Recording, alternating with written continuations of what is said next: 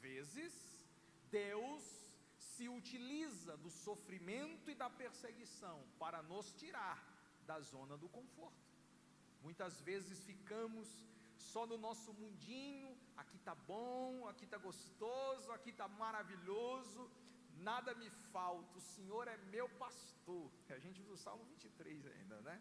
Ficamos bem acomodadinho, mas de repente começa a vir um problema aqui, um problema ali, um sofrimento aqui, outra coisa ali, que vai nos apertando. E isso é uma ferramenta de Deus, para a gente se mover, para a gente se levantar, porque o nosso descanso não é aqui, nosso descanso é com Ele no céu. Então a perseguição, ela começa a impulsionar as pessoas a saírem de Jerusalém e irem para todos os lugares. E o que eu acho mais interessante nesse texto está no versículo 4, irmãos. Nós temos morte, nós temos perseguição, nós temos prisões, mas no verso 4 diz que os dispersos iam pregando por toda parte. Sabe o que significa isso? Prisão, morte, perseguição, dispersão, não calou a voz dos missionários, não calou a voz da igreja. Qual que era o intuito de Paulo? Fechar as igrejas. O intuito de Paulo era fazer com que os discípulos de Jesus não pregassem mais esse nome, nem falassem mais esse nome, mas quanto mais Paulo apertava a igreja, quanto mais Paulo perseguia a igreja, mais a igreja pregava, mais a igreja crescia. Meus irmãos, o diabo acha que por ele nos perseguir e nos fazer sofrer, vai nos calar. Engano, porque quanto mais apertado a gente fica, mais crente e dependente de Deus a gente se torna. Então agora Paulo perseguindo, e essa perseguição funciona como uma alavanca, e agora esse povo que estava todo mundo juntinho, se dispersa. Só que essa dispersão não é algo ruim, essa dispersão foi boa, porque através da dispersão, todos começaram a falar da palavra de Deus. Olha o que está escrito em Filipenses capítulo 1 e versículo 12, confere aí na sua Bíblia, Filipenses 1:12, diz assim, ó: quero ainda, irmãos, que saibam que as coisas que me aconteceram, Paulo está falando de um momento difícil em que ele viveu, as coisas que me aconteceram, têm até contribuído para o progresso do Evangelho de Cristo. Olha que coisa Paulo está dizendo, irmão. Queridos, as coisas que me aconteceram, e que coisas são essas? Coisas ruins. As coisas ruins que me aconteceram contribuíram para o progresso do Evangelho. Deixa eu abrir um parênteses para te dizer algo aqui.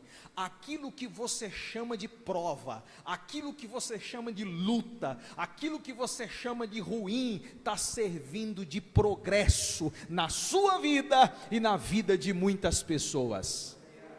Então cuidado ao ficar murmurando, cuidado ao ficar amaldiçoando sua vida e os problemas, porque esses problemas podem estar te amadurecendo para progredir você e o Evangelho através de você.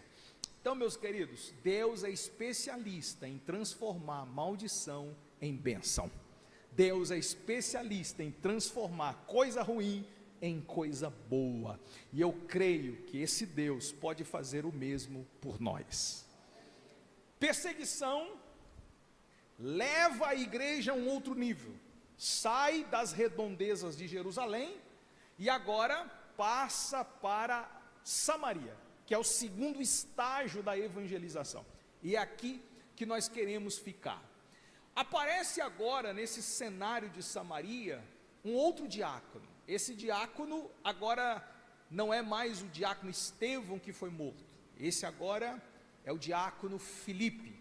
O diácono Filipe é o mensageiro usado por Deus para revolucionar uma cidade inteira. Esse Filipe é um mensageiro que Deus usa para levar uma mensagem simples, porém poderosa. E essa mensagem poderosa transformou aquela cidade. Então, antes de falar da mensagem que Filipe trazia, deixa eu falar um pouco sobre ele, Filipe, o mensageiro.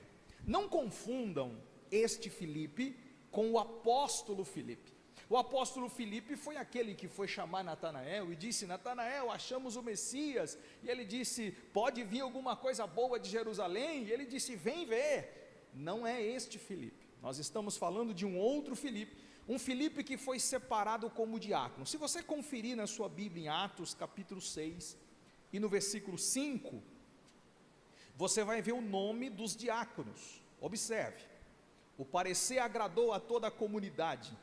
Elegeram Estevão, homem cheio de fé e do Espírito Santo. Filipe, então observe, Estevão, Filipe, e aí ele vai falar o nome dos outros diáconos, eram 7. Filipe aparece em segundo lugar, mencionado aqui em Atos 6:5. Então é este Filipe, separado a diácono, que cuidava das mesas, que cuidava das viúvas. Foi este Filipe que saiu através da perseguição para a cidade de Samaria, levando, carregando a mensagem do Senhor Jesus Cristo. O início de Filipe é um início humilde, é um início onde ele entende o chamado, e a partir disso ele se dispõe a fazer a obra do Senhor.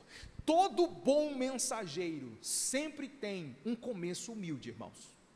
De novo, todo bom mensageiro sempre tem um começo humilde. Eu desconfio de quem começa em cima. Eu desconfio. Quem já começa no início meteórico. O cara aceitou Jesus ontem, batizou depois da manhã e 4 dias depois já é pastor, já é obreiro. Eu desconfio disso. É isso que está acontecendo com os artistas da nossa geração. Os caras saem do mundo, nem abandonou o pecado, já está cantando nos grupos de louvor, já está gravando música gospel, e os crentes tudo dizendo que bênção, que bênção, que bênção. É bênção, claro que é transformação, é bênção, mas será que foi transformado mesmo? Muitas vezes nós, no calor de querer fazer o novo convertido, amadurecer logo e começar a servir a obra de Deus, ele ainda como neófito na fé, ele é colocado a fazer coisas que não foi chamado para fazer. O que acontece com ele? Se afasta, desvia, porque não tem estrutura espiritual e nem chamada para cumprir o ministério. Filipe, ele começa simples: você vai servir mesa, você vai auxiliar o apóstolo Filipe, ele cuidava da oração e cuidava da palavra. O apóstolo Pedro cuidava da oração e cuidava da palavra, e o diácono Filipe cuidava de mesa. Mas agora o cenário mudou, porque quem cuidava de mesa agora já estava cuidando da mensagem. Ninguém cuida da mensagem se primeiro não cuidar da mesa. Ninguém chega a lugar nenhum se não entende que começa de baixo. Meu irmão, aqui todo mundo precisa servir, porque diácono significa aquele que serve. Se você não presta para servir, você não serve para nada. Ai pastor, assim dói, é para doer. Se você não presta para servir, você não serve para nada. Porque a nossa essência, segundo o Evangelho de Cristo, é servir, irmão. Em alguma coisa nós temos que servir. Sirva a mesa, sirva o copo, sirva a água, sirva um pano, sirva um rodo, sirva alguém, estenda a mão para alguém de algum jeito, sirva, porque só carrega a mensagem quem tem um coração de servo. Filipe era um destes, coração de servo.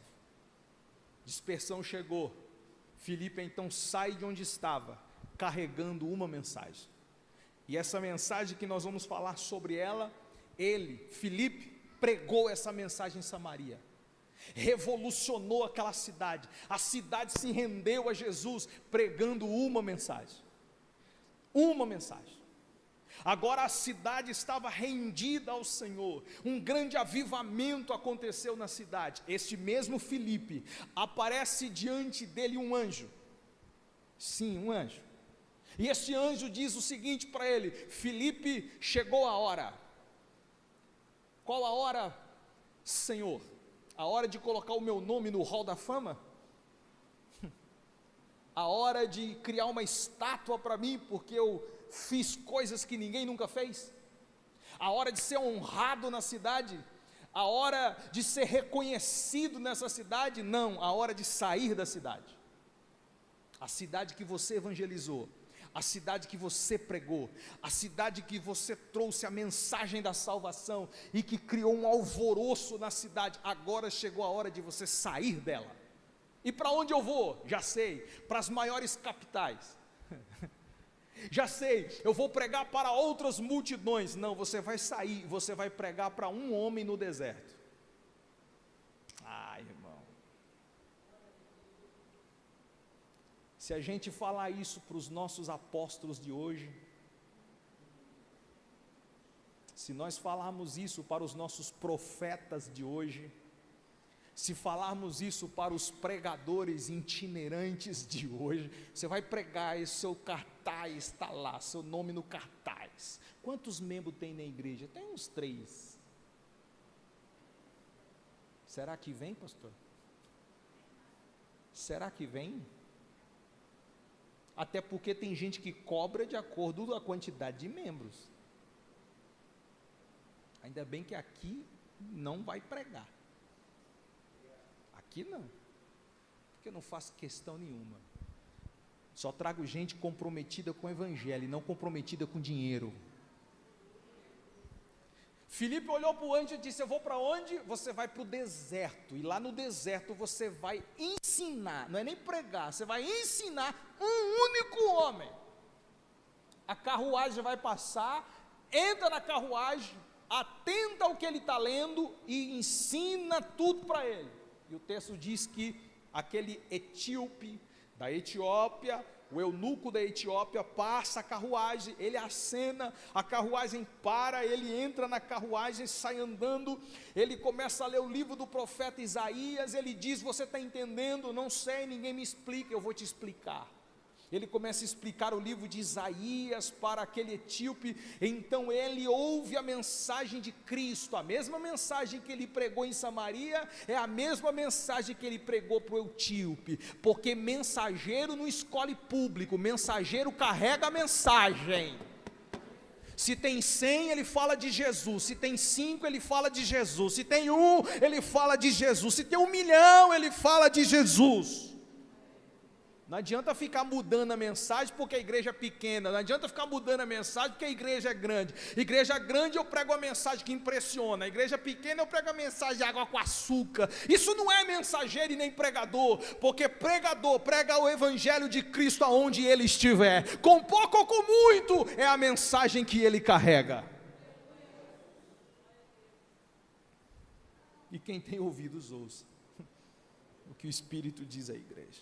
Ele ensina o evangelho, ele fala de Jesus. Aquele homem aceita a Cristo, se batiza nas águas, e a Bíblia diz que quando aquele homem, ele sai das águas, ele vai procurar o Filipe. Cadê o Filipe? É o único translado que você vai ver assim de pessoas vivas. Diz a Bíblia que ele foi transladado de um lugar para outro. Ele olhou, cadê o homem? Sumiu. Quando Filipe foi achado, ele estava numa outra cidade de Azoto, e diz a Bíblia que ele foi costeando o mar até chegar em Cesareia. Cesareia era um antro de idolatria, Cesareia era um antro de promiscuidade. Ele chegou naquela cidade, se estabeleceu, provavelmente foi em Cesareia que ele casou, e foi em Cesareia que ele teve 4 filhas, e você sabe como a Bíblia chama as 4 filhas dele? profetizas. Porque Filipe, ele pregava para uma cidade, ele pregava para um eunuco e ele pregava para suas filhas. Filipe era pastor de uma cidade, Filipe era pastor de um homem e Filipe era pastor da sua família. Ah, meu Deus, eu sinto Deus aqui nessa palavra. Tem muita gente que é bom para pastorear a mega igreja, mas não sabe pastorear a própria casa. Tem pastores que pastoreiam milhares de pessoas, mas não tem a capacidade de pastorear os próprios filhos. Quer pastorear a igreja? Começa pastoreando os filhos, começa pastoreando a casa. Porque a Bíblia diz que as 4 filhas de Filipe foram chamadas de profetisas, e ele, Filipe, era conhecido como o evangelista. E esse o evangelista faz menção daquilo que ele era, porque cargo não tem nenhuma relevância em nossa vida, porque o cargo só diz respeito ao que nós somos. Eu primeiro sou antes de ser chamado de alguma coisa. Deus primeiro consagrou você no ventre, para depois a igreja te reconhecer publicamente. Eu fui reconhecido publicamente com pastor, mas foi no ventre da minha mãe que ele já me ungiu. Por isso, meu irmão, pare de se preocupar com coisas secundárias, faça o que Deus chamou para você ser, e você será conhecido por isso. Ele era conhecido como evangelista, porque ele evangelizava e falava de Jesus aonde ele estava. Suas filhas foram separadas, consagradas e chamadas como profetisas, porque sua casa refletia seu ministério. Homem cheio do Espírito Santo, casa cheia do Espírito Santo. Homem cheio do Espírito Santo, família cheia do Espírito Santo. Louvado seja o nome do Senhor. Então é esse Filipe aqui, irmão, que ele desce para Samaria, e eu quero mostrar agora a mensagem que ele carregava. No versículo 5, diz o texto, que Filipe descia a cidade de Samaria, anunciava-lhes a Cristo. Qual era a mensagem transformadora que Filipe carregava? Só uma: Cristo. Qual era a mensagem poderosa que Filipe carregava? Só uma: Jesus. Ah, meus irmãos, nós estamos vivendo época da informação. Hoje a informação, você tem que pregar, você tem que trazer coisa nova. Eu já ouvi tantos absurdos na minha vida, de pregadores tentando trazer coisa nova que vocês nem imaginam. Vocês com certeza devem saber de coisas que nem eu sei, de pregações que vocês já devem ter ouvido, de homens que se dizem mensageiros de Deus, trazendo invenções que não tem nenhum conteúdo bíblico e nem fala de Jesus. A gente não precisa inventar nada, irmão. A gente só precisa carregar a mensagem da cruz. A gente só precisa carregar a mensagem do Evangelho, a mensagem que transforma a igreja, a mensagem que transforma nações, a mensagem que transforma cidades, a mensagem que transforma vidas ainda é a mesma: Jesus Cristo. Tira-se Jesus da mensagem e você está falando coisa com coisa. Coloca Jesus na mensagem e sua mensagem simples tem o poder de atrair nações e multidões e converter corações. Nós não precisamos ficar inventando e nem enfeitando o pavão, irmão. Que às vezes eu vejo uns por aí, misericórdia, Senhor, fica procurando chifre na cabeça de cavalo, e tenta de alguma forma querer provar, e não sei o que, e vai para um canto, vai para o outro, fazendo uma salada na Bíblia, para tentar provar uma coisa que é improvável, e Jesus, nada. A igreja precisa carregar a mensagem de Jesus. O Evangelho sem Jesus não faz sentido. Mas que mensagem é essa que fala de Jesus? Olha o que Paulo fala em 1 Coríntios 2, abra sua Bíblia por favor. Que mensagem é essa que fala de Jesus? 1 Coríntios 2, versículo 1 ao 5. Eu, irmãos, quando eu fui ter convosco, anunciando-vos o testemunho de Deus, não o fiz com ostentação de linguagem ou de sabedoria. Então vamos lá. Como é o evangelho que transforma? Como deve ser o evangelho que causa verdadeiramente uma transformação nas pessoas? Em primeiro lugar, não é um discurso eloquente. Não é. Paulo está dizendo de uma linguagem ostentativa. O que é ostentar a linguagem? É o cara vir falar de hebraico, de grego, e falar um monte de termo difícil, que a igreja fica assim, hein? Aí o cara chega aqui no púlpito e começa a vomitar teologia, como se aqui fosse uma escola teológica. O cara começa a falar de não sei o que, e cita tantas coisas ao mesmo tempo, que os mais simples ficam perdidos. Ele não sabe para onde entrou, não sabe para onde está conduzindo, não sabe para onde está indo, ninguém entende ele. Paulo está dizendo o seguinte: quando eu fui até vocês, e eu estou falando de Paulo, doutor em teologia, um dos mais inteligentes mestres da sua época, eu estou falando de um homem que, em termos de conhecimento, ele mesmo disse, eu era o melhor. Lá em Gálatas ele fala, no conceito do farisaísmo, eu excedia a todos. Nós não estamos falando de um pregadorzinho sem conhecimento, nós estamos falando de um homem com alto conhecimento, mas ele está falando o seguinte: quando eu cheguei até vocês, eu não trouxe uma linguagem rebuscada, eu não trouxe uma linguagem ostentativa, eu não trouxe um discurso eloquente. Quando eu cheguei até vocês, aí Paulo fala, versículo 2, eu decidi, no meio de vocês, apresentar a Jesus Cristo crucificado. Aleluia.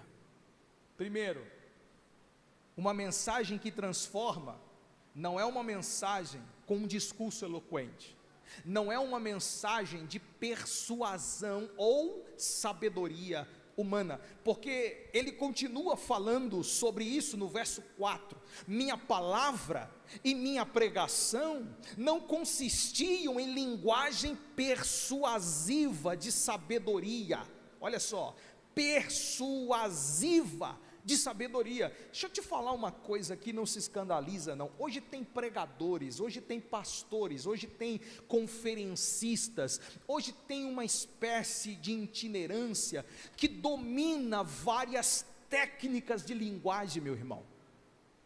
Ele mexe com o teu emocional, ele faz tu chorar sem querer. Neurolinguística e outras técnicas que mexem com você.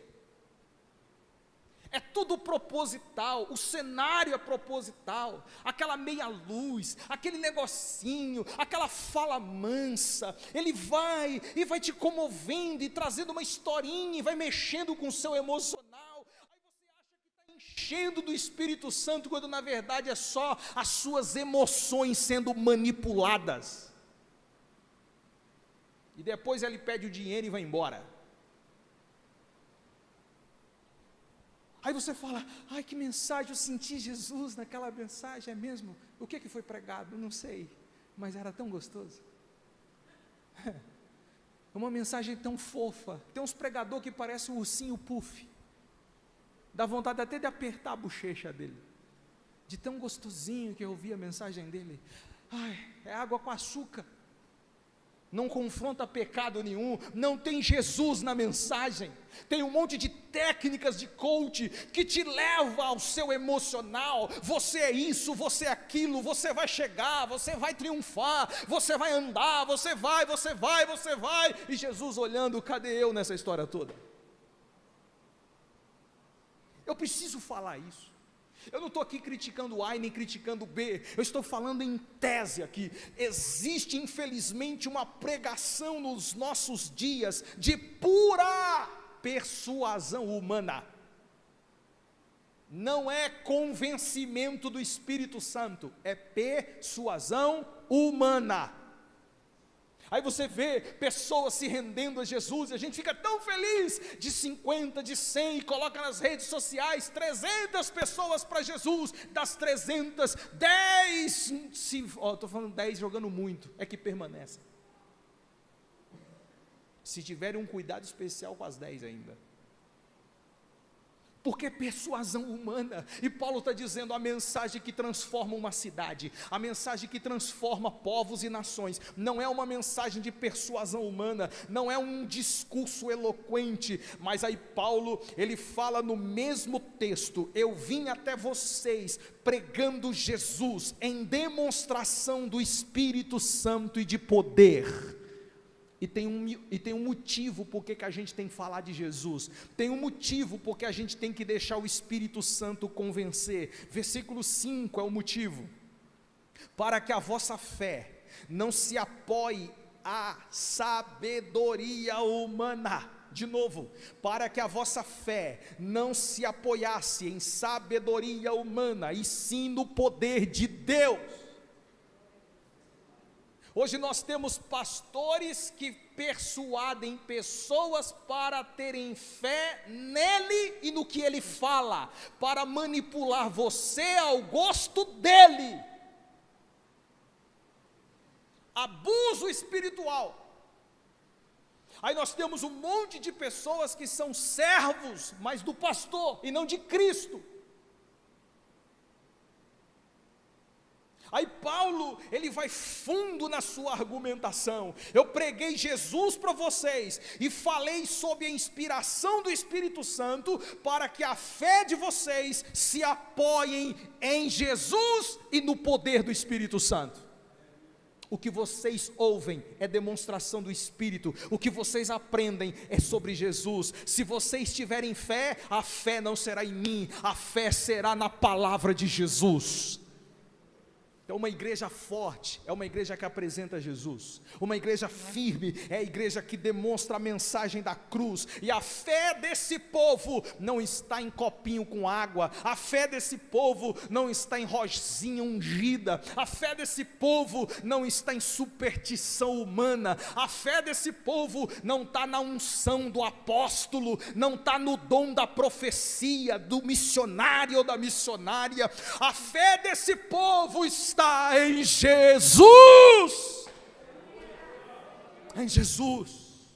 Por isso que passa homem, sai homem, entra homem, vai homem, mas você permanece firme, porque sua fé está em Jesus. Pastor, a gente não tem que honrar e respeitar os pastores? Claro que tem, eu não estou falando disso não, eu estou falando de colocar a fé neles. Aí Paulo, ele é firme, uma mensagem que transforma, é uma mensagem que não é um discurso, que não é uma persuasão, mas é uma mensagem que revela Jesus, o Cristo crucificado e o Cristo ressuscitado. Essa é a mensagem que Filipe carregava, irmãos. Foi essa mensagem que revolucionou aquela cidade. Agora eu vou mostrar para vocês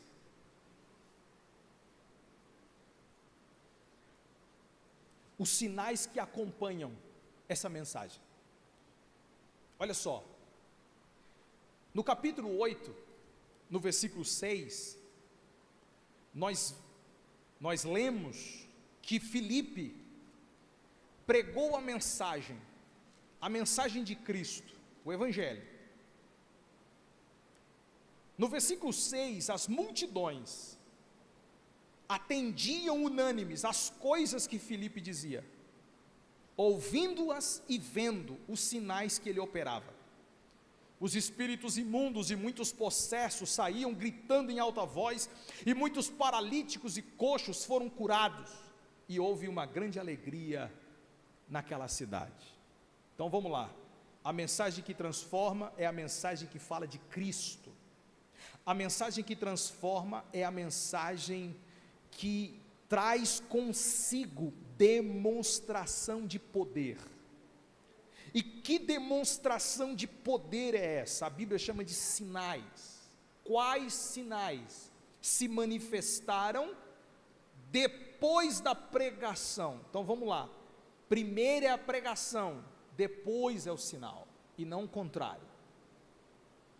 Porque o que a gente vê hoje, a pregação é secundário, virou um show. O cara tem dom, ele não prega o evangelho, ele começa a chamar o povo para frente, pôr a mão, derruba, faz uma palhaçada na igreja, e a mensagem do evangelho não se fala. Começa a revelar seu RG, revelar seu CPF, começa a revelar a placa do teu carro, até a tua agenda do Instagram ele conhece, e revela onde você vai pregar, a cidade que você vai, e o povo chora que é uma beleza. Ai meu Deus, meu Deus, meu Deus, ele falou meu RG, e daí, irmão? Adivinhação? O que mudou tua vida? Nada. Tenta saber quem é teu marido, fala o nome, e vai chutando, e vai fazendo. Vou parar por aqui, porque senão o negócio vai ficar feio. Mas tem gente que ama isso, tem gente que paga para assistir esses espetáculos, tem gente que viaja daqui para outra cidade, só para sentar para ver esse showzinho, e você tem coisa boa de graça, aleluia. O evangelho genuíno que te cura, te salva e te transforma. Esse evangelho simples, mas é um evangelho eficiente, que a tua fé está apoiada e vai continuar crescendo. O evangelho de Jesus, irmãos, não precisa de nada disso. Agora, eu não estou dizendo que esse evangelho não promove sinais. Esse evangelho promove sinais. Que tipo de sinais esse evangelho promove? Na medida que o evangelho é pregado, na medida que o evangelho é divulgado, o texto diz que no verso 6, as multidões prestavam atenção às coisas que Filipe dizia. Meu irmão, só o poder do Espírito Santo para atrair a atenção do povo para ouvir a mensagem. O texto diz que eles focavam, eles prestavam atenção na mensagem que Filipe pregava. Por quê? Porque sinal, demonstração de poder é atrair o foco das pessoas para a mensagem. Presta atenção no que eu estou te dizendo. Poder de Deus é atrair a atenção das pessoas para a mensagem, não é para Filipe, é para a mensagem. O texto disse que eles prestavam atenção no que Filipe dizia. A mensagem é mais importante do que o mensageiro. A mensagem é mais importante do que o mensageiro. Ela é maior do que o mensageiro. Se o mensageiro achar que é maior que a mensagem, ele já está tudo errado. A mensagem é maior. Jesus é maior. Então Filipe dizia, Filipe instruía, Filipe pregava, e a multidão prestando atenção. Só o poder de Deus, irmãos, pode fazer isso. Só o sinal do Espírito Santo no meio de uma multidão, de uma igreja, de um povo, de uma nação, que vai fazer um povo focar na pregação do Evangelho de Cristo. Se não tiver o poder de Deus no meio da igreja, o povo se dispersa, a mente se dispersa, ninguém não está nem aí para a mensagem, ninguém está nem aí para a palavra. Mas se tem poder de Deus, o povo foca. Se tem poder de Deus, o povo presta atenção. Se tem poder de Deus, o povo tem sede de ouvir a pregação do Evangelho. Então o primeiro sinal que é demonstrado é desejo de ouvir a pregação. O segundo sinal que é demonstrado é que os demônios que se opunham à pregação do Evangelho são expulsos. Então, onde há sinais, poder, demonstração do Espírito Santo, o povo foca. Aonde tem demonstração e poder do Espírito Santo, demônios são repreendidos, Satanás é expulso, e o diabo não prevalece sobre a mensagem de Cristo Jesus. Tem poder de Deus, Satanás não se manifesta, Satanás não entra, Satanás não atrapalha. E as igrejas que não tem pregação, e é o diabo que é entrevistado o culto todo. Como é que a gente entende isso, irmão? Não prega-se a palavra, é o diabo dando show de graça para o povo. E o pastor acha que isso é autoridade. Presta atenção. Você não está vendo Filipe entrevistando Satanás, você está vendo Filipe expulsando Satanás. A Bíblia diz aqui no texto, versículo 7, os espíritos imundos dos possessos saíam gritando em alta voz. Presta atenção, eles saíam do ambiente em que o evangelho estava sendo pregado, eles saíam do lugar onde Filipe estava, gritando em alta voz. Eles não corriam para Filipe atrapalhar o culto e a mensagem, eles corriam para outro lado, porque aonde tem o evangelho, Satanás tem que sair.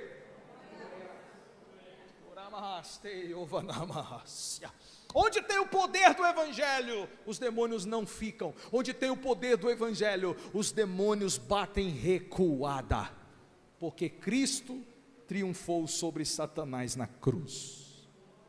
Pastor, e os demônios, ou as pessoas demoniadas que entram na igreja? Exatamente, eles entram para ir embora. Satanás, ele entra para sair.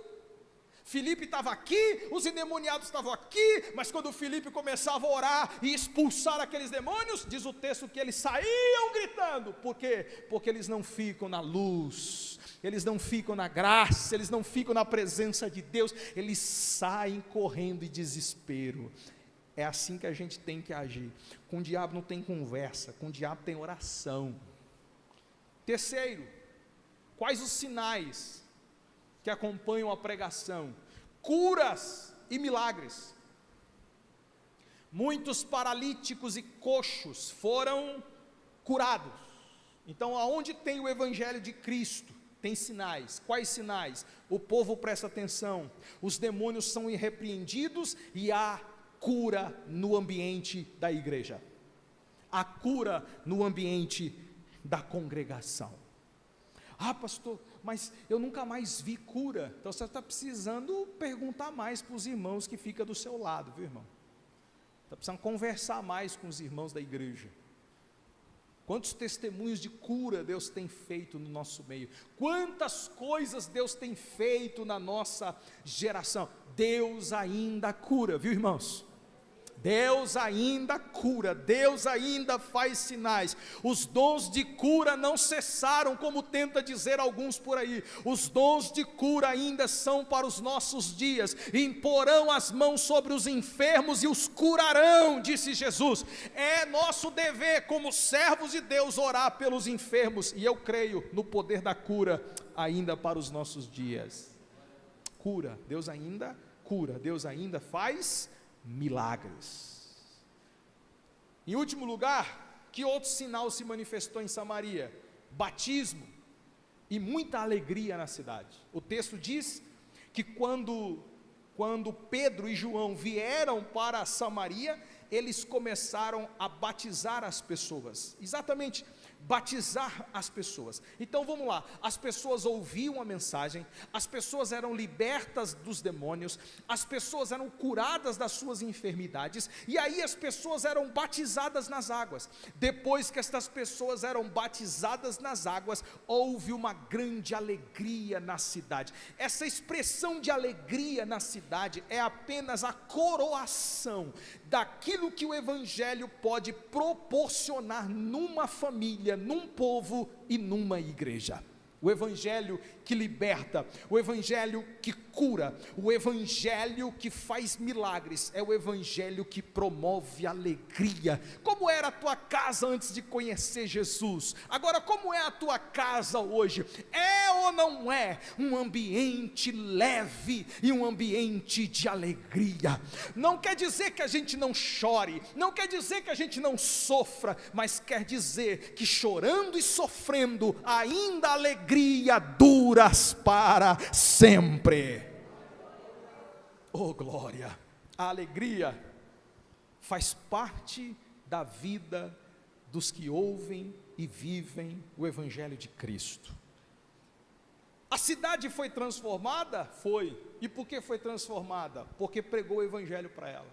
E aonde o evangelho chega, o demônio sai, as enfermidades saem, Deus restaura o ambiente, as pessoas são batizadas nas águas e a alegria se instaura. Então a transformação de Samaria passou por estes aspectos.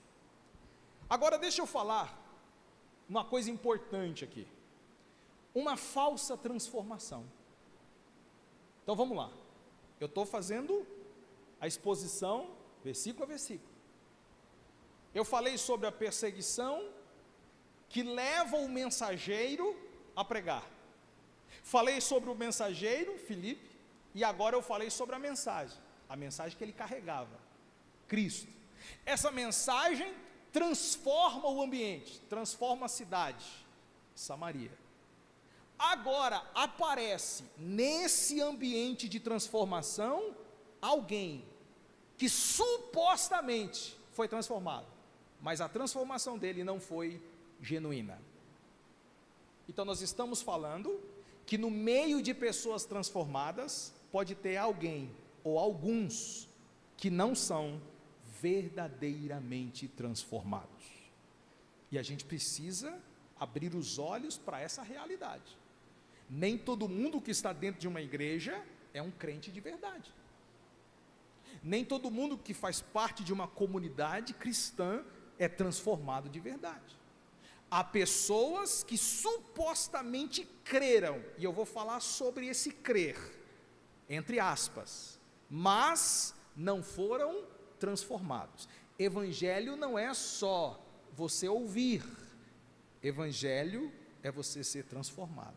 Evangelho fala de transformação, não é só crer, é transformar a partir do crer. Quem era esse homem? A Bíblia chama ele de Simão. Esse Simão, ele é conhecido como mágico. Essa expressão mágico, ela também pode ser entendida como feiticeiro.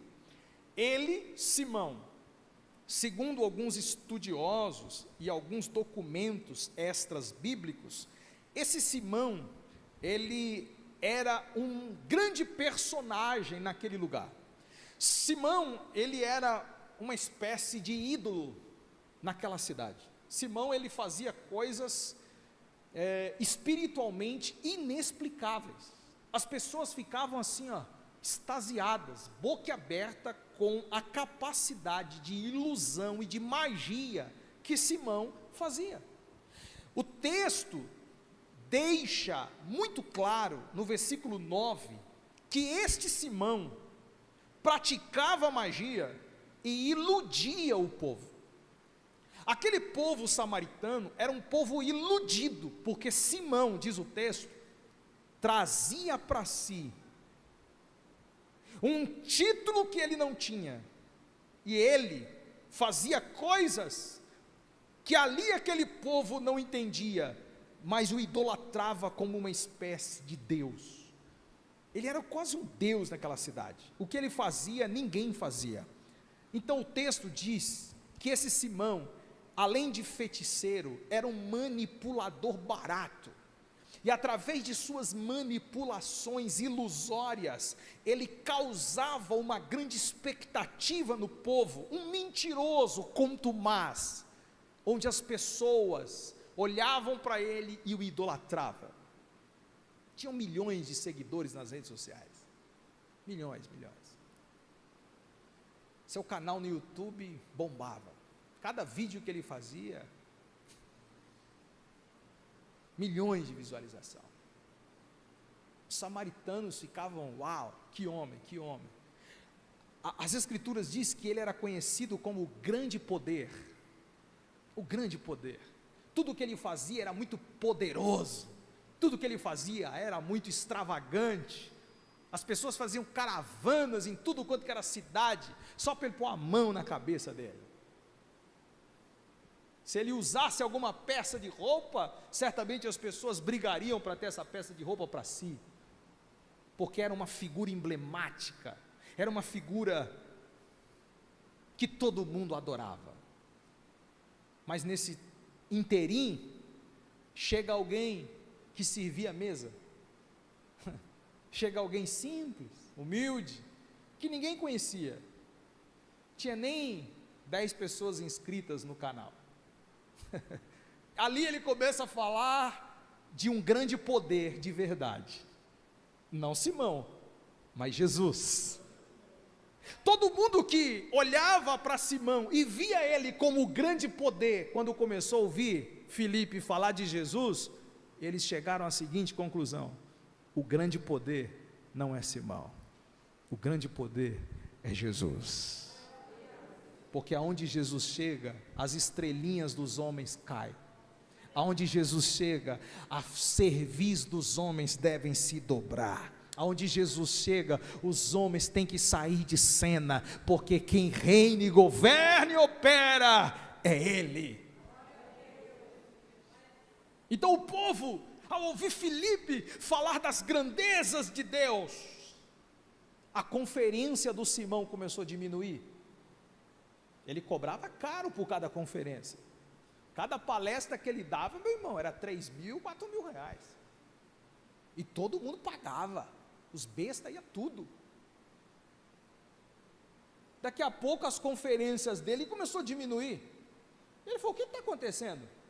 A cidade toda pagava para me ouvir, e agora está diminuindo o ibope. O que está acontecendo? Você não sabe? Não, tem um cara aí, que está falando de um tal de Jesus, e que ele faz coisas extraordinárias. Mas eu também faço coisas extraordinárias, mas o que tu faz não chega nem aos pés do que ele faz. Não, isso não é possível. Eu sou um Deus aqui. Não, ele trouxe um Deus de verdade agora. Daqui a pouco esse Simão, ele foi lá no culto de Filipe. Filipe estava cultuando, pregando a mensagem da noite, Jesus. O tal do Simão entra e vê o povo assim, ó. E ele olha, não é possível, por que esse cara tem que eu não tenho? O que ele fala que eu não posso falar? O que ele faz que eu não posso fazer? Diz o texto que Simão, ele foi se aproximando de Filipe, e quanto mais ele ouvia Filipe falar de Jesus, diz o texto, versículo 13, acompanhe comigo, o próprio Simão abraçou a fé. Aleluia! O próprio Simão se rendeu à mensagem do Evangelho do Senhor Jesus Cristo. Simão ficou extasiado, Simão ficou desnorteado, Simão, ele ficou balanceado com a mensagem que Filipe pregava. Qualquer um que lê esse texto, qualquer um que vê isso aqui, vai dizer o seguinte: o Simão feiticeiro virou crente. O Simão feiticeiro agora é homem de Deus, pode fazer agenda para ele pregar e dar o testemunho dele. É isso que acontece. Feiticeiro hoje, amanhã missionário, contando o testemunho em todas as igrejas. Não foi nem discipulado, nem passou pelo batismo ainda, nem passou por servir mesa, nem foi servir, nem foi limpar a igreja, nem foi lavar os banhetos dos irmãos ainda. Já é missionário, vai contar o testemunho. É forte, Brasil, é forte. Pessoas assim não dá para, ele tem que pular a fila, ele tem que ir direto já, porque se ele passar por aqui, ele não aguenta, e é um homem, já entenderam. O que aconteceu com esse Simão? Eu vou te dar alguns pontos, só para você entender que essa conversão de Simão não foi verdadeira. Essa fé que ele abraçou, não foi uma fé autêntica. O coração de Simão não era verdadeiro, e a transformação dele não foi sincera. Com base em quê, pastor? Com base no próprio texto. Acompanhe comigo. Versículo 13. Eu vou te mostrar que a vida de Simão não era verdadeira. O próprio Simão abraçou a fé, e tendo sido batizado, acompanhava Filipe de perto, observando extasiados sinais e grandes milagres praticados. Aonde o foco de Simão estava? Em Filipe ou nos sinais? Viu como faz teologia? É assim, mano. Você lê o texto, conversa com o texto. Por que esse Simão não era autêntico? Porque ele foi batizado, andava com o pastor, mas o foco dele não estava no pastor.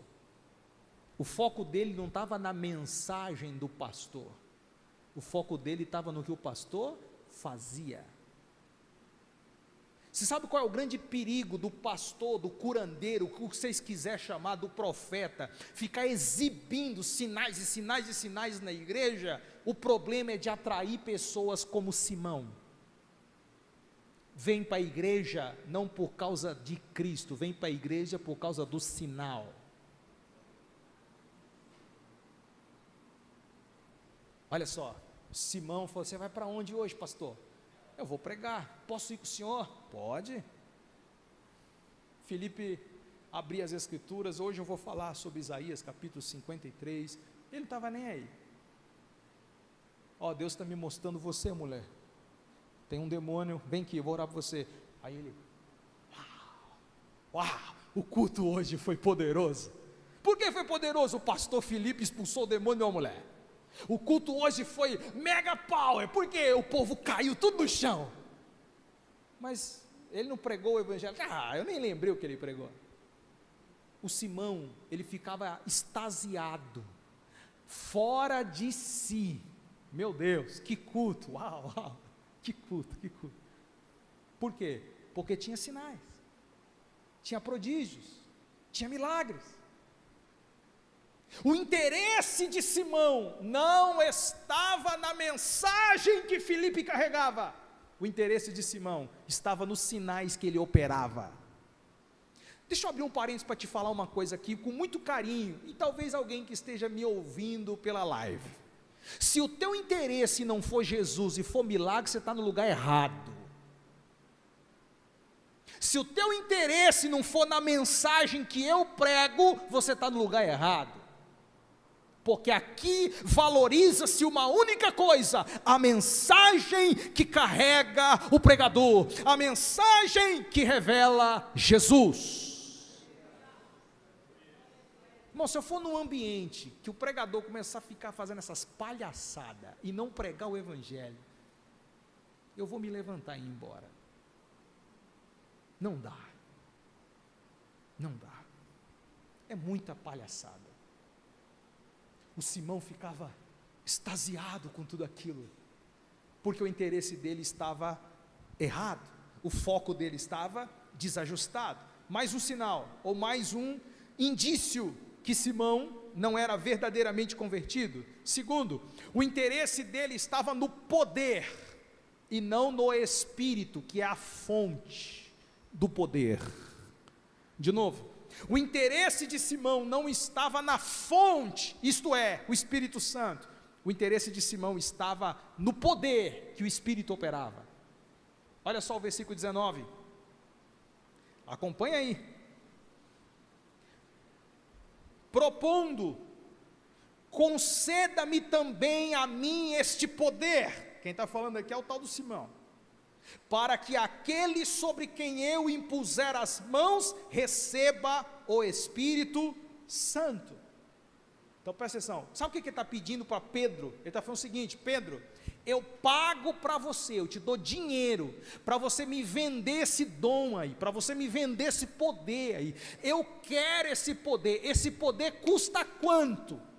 Porque eu desejo ele, eu quero colocar minhas mãos sobre as pessoas, e as pessoas receberem o Espírito Santo. Ele nem sabia quem era o Espírito Santo, ele nem batizado no Espírito era, ele nem tinha relacionamento com o Espírito Santo, mas ele queria usar o Espírito Santo, ele queria usar o poder do Espírito. E eu preciso falar aqui hoje, tem muitos pregadores que nem convertidos são, tem muitos pastores que nem convertidos são, que falam do Espírito, mas não têm o Espírito, que fala de dom, mas não tem dom. Sabe o que eles são bons? De manipular pessoas, de manipular o poder. Poder não se manipula, poder se recebe, poder se recebe. Se você querer poder para manipular ele, você está em fel de amargura e laço de pecado e de iniquidade. Foi o que Pedro falou para ele: seu coração não é reto, versículo 21, Mais uma vez, e mais uma prova que ele não era um crente de verdade. Seu coração não é reto, meu irmão, seu coração não é honesto, seu coração não é verdadeiro, coração pecaminoso, cruel e ruim. Você que diz que é crente, você que batizou na igreja dos crentes, mas não é crente de verdade, seu coração não presta. Há sim pessoas, infelizmente, no nosso meio, que a exemplo de Simão, não tem um coração verdadeiro, não tem um coração honesto. Mais um indício, versículo 22, arrepende-te da tua maldade, e ora ao Senhor, talvez te seja perdoado o intento maligno do teu coração. Olha o conselho que Pedro deu: arrependa, ora ao Senhor. Agora olha versículo 24, respondendo porém Simão, disse: rogai por mim. Conseguiu pegar aqui? Pedro falou assim para ele, assim, vai orar para Deus te perdoar, mas se ele quisesse arrependimento, ele fazia o que Pedro mandou, ele saía chorando, ia para o quarto dele, pedir perdão e orar, mas ele não foi. Sabe o que ele falou? Ora por mim, porque tem gente igual esse Simão, que não é convertido, não ora e só quer que o pastor ora por ele. Ai Jesus, vai pegar.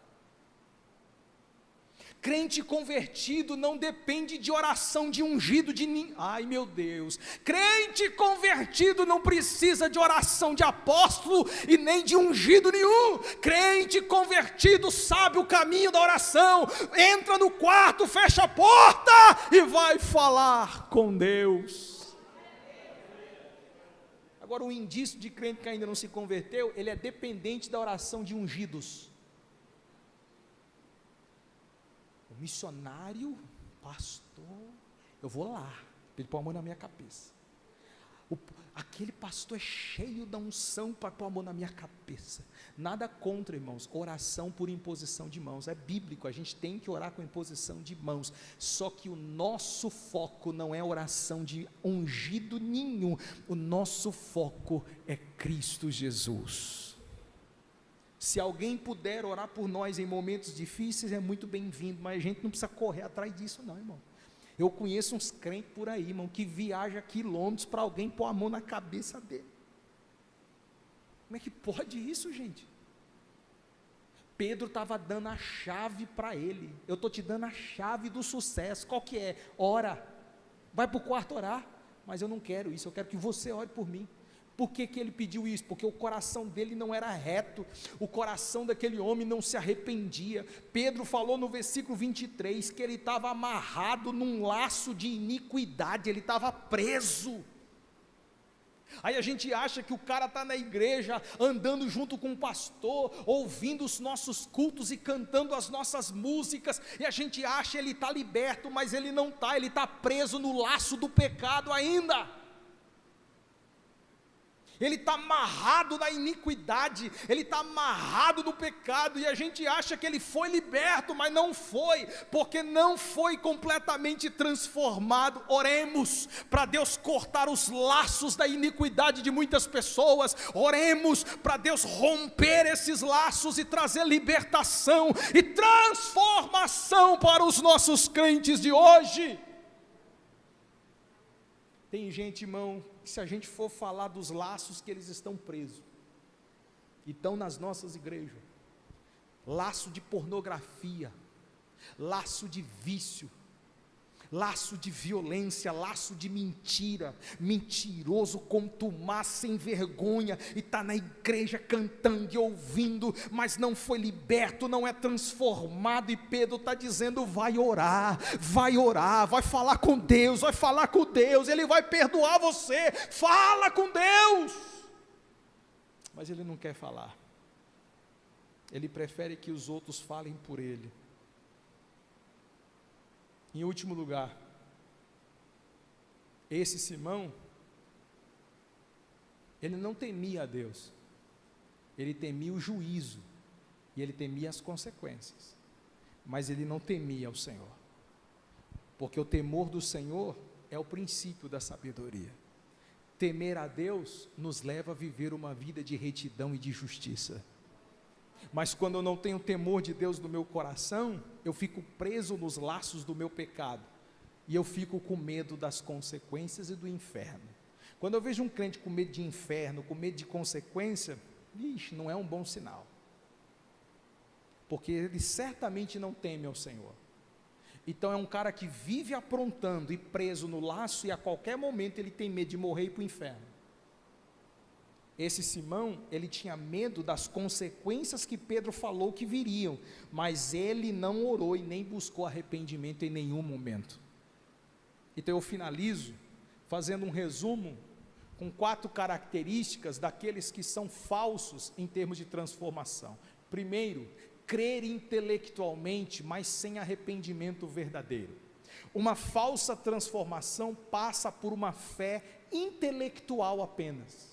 O que é uma fé intelectualizada? É uma fé que você ouve falar de Jesus, entende o plano e passa a aceitar esse plano na sua vida. Achei interessante esse negócio de Jesus, morrer, cruz, salvação, céu, inferno, legal, é muito intelectualizado a coisa. Essa fé intelectualizada não promove um arrependimento honesto e sincero. Aí esse cara que se convenceu da salvação, ele passa a viver segundo os seus padrões de vida e não segundo os padrões da Bíblia. E aí ele vai se perdendo no meio do caminho. Uma transformação falsa passa por uma fé intelectualizada. Uma transformação falsa passa por um arrependimento superficial, sem mudança de vida.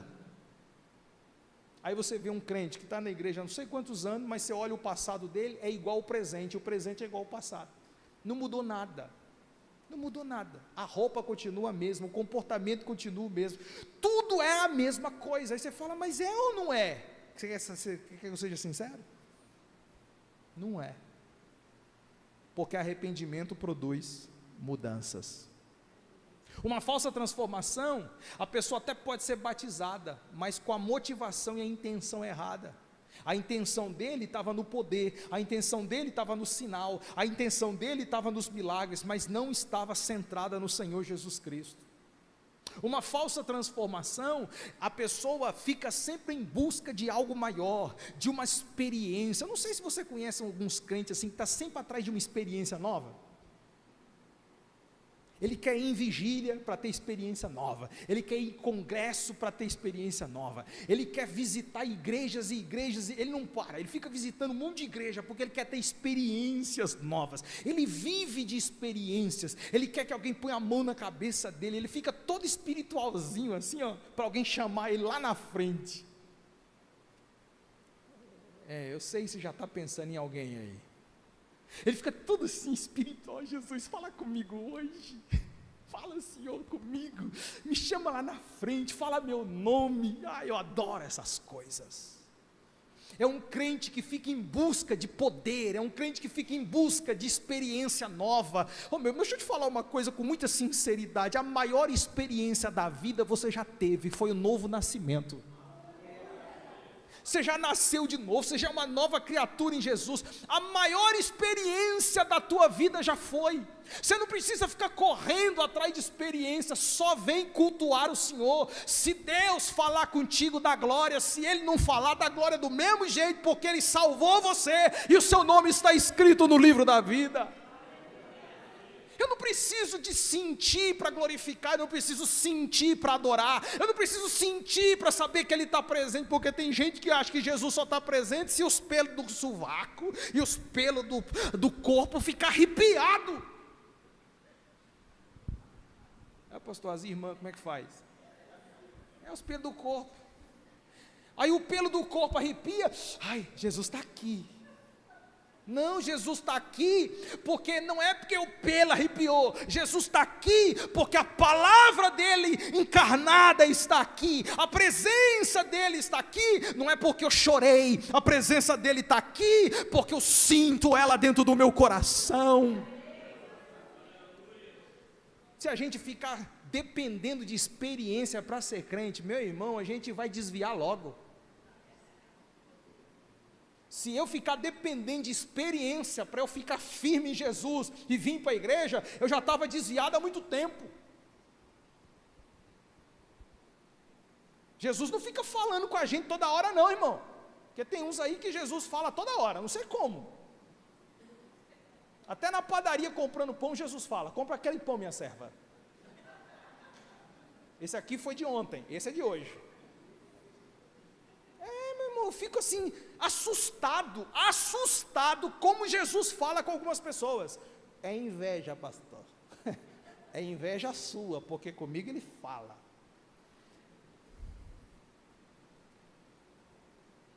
Irmão, a gente precisa aprender a ser mais crente, centrado na palavra. Jesus fala com toda certeza, mas ele não fica assim. Você vai ver Abraão, irmão. Abraão era amigo de Deus, gente. Você é amigo de quem mesmo? Não, deixa para lá. Abraão era amigo de Deus. Deus falava com Abraão face a face. E a Bíblia fala que Deus, quando chamou Abraão e levou ele para Canaã, que ele saiu do Egito e voltou, e Deus chamou ele, disse: eu vou te dar seus filhos como a estrela do céu, você crê nisso? Crê. Aí Deus depois falou com ele, sabe depois de quantos anos? 13 anos. Eu estou falando de Abraão, irmão. Deus falou com ele hoje, 13 anos depois, Deus falou: Abraão, você está aí? Meu Deus, pensei que você tinha me abandonado. Não, meu filho, eu sou teu Deus. Anda na minha presença e seja perfeito. 13 anos depois. Pastor, mas é o Antigo Testamento, o Novo Testamento é diferente, ele mora em mim, agora eu sinto ele toda hora. Sentir e sente. Agora fica ouvindo a voz dele toda hora, toma cuidado com esse negócio, irmão. Tudo ele fala no pé do ouvido. Meu Deus. Cuidado. Eu estou falando em nome de Jesus, cuidado. Isso é discernimento de espírito. Existe o espírito do homem, existe o Espírito Santo e existe o diabo. Esses espíritos podem soprar na nossa mente. A Bíblia diz que um espírito do diabo soprou aqui, na orelhinha de Pedro, a ponto de Jesus olhar para Pedro: para trás de mim, Satanás. Minutos antes, o Espírito Santo soprou aqui no ouvidinho de Pedro: tu és o Cristo, o Filho do Deus vivo. Aí Jesus olhou para ele: rapaz, Deus falou contigo, hein? Minutos depois, Jesus, tem dó de ti, sai, Satanás.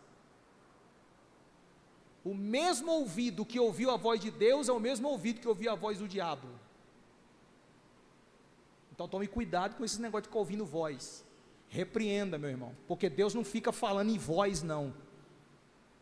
Você quer ouvir Deus falar?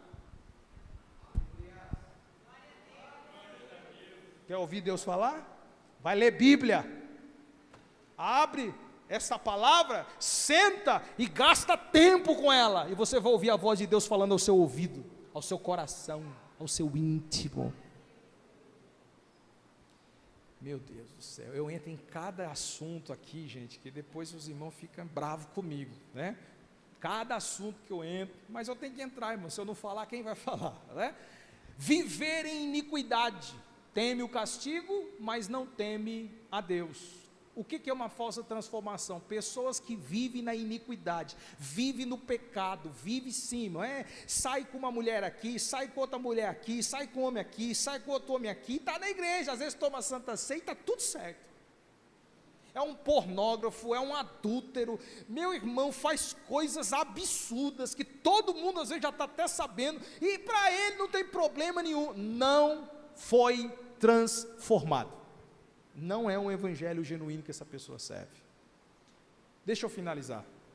Em último lugar, uma transformação completa da cidade passou por uma mensagem poderosa e por um derramamento do Espírito Santo. E eu finalizo aqui. Uma mensagem poderosa transformou uma cidade. E mesmo com falsa transformação, houve nessa cidade um derramamento do Espírito Santo. O Evangelho, além dos sinais que o acompanham, também é acompanhado da presença do Espírito Santo. Em primeiro lugar, Pedro, diz a Bíblia, que ele chega junto com João, e eles foram enviados para lá. Atos capítulo 8, versículo 14, diz que vendo que os samaritanos ouviram ou aceitaram a palavra, enviaram imediatamente Pedro para lá. E por que Pedro e João foram enviados para lá? Porque eles foram com uma missão: orar para que o Espírito Santo, o dom do Espírito Santo, fosse derramado sobre os samaritanos. Derramamento do Espírito Santo é uma necessidade, irmãos. Eles ouviram o Evangelho, eles foram batizados nas águas, eles tiveram muita alegria, mas precisavam ser cheios do Espírito Santo. E Pedro foi lá para isso. Nós vamos orar por vocês, para que vocês sejam cheios do Espírito Santo. Em segundo lugar, ser cheio do Espírito Santo é uma resposta de oração. Porque diz o texto no versículo 15, os quais descendo para lá, oraram por eles, para que recebessem o Espírito Santo. De novo, oraram por eles, para que recebessem o Espírito Santo. Nós temos que orar, para que a igreja seja cheia do Espírito Santo. Nós temos que orar para que os crentes sejam cheios do Espírito Santo. Um crente cheio do Espírito Santo é um crente mais distante do pecado. Um crente cheio do Espírito Santo é um crente que tem mais forças de lutar contra a iniquidade. Um crente cheio do Espírito Santo é um crente que demonstra verdadeiramente o fruto do arrependimento. Terceiro lugar, o derramamento do Espírito Santo, além de uma necessidade e resposta de oração, é também o cumprimento de uma promessa. Jesus disse: eu vos darei o poder, fiquem na cidade de Jerusalém, eu derramarei sobre vós o meu Espírito, sobre toda a carne, vocês serão cheios do Espírito Santo. Quando Pedro colocava as mãos sobre as pessoas, no versículo 16, diz que eles colocavam as mãos e eles recebiam o Espírito Santo.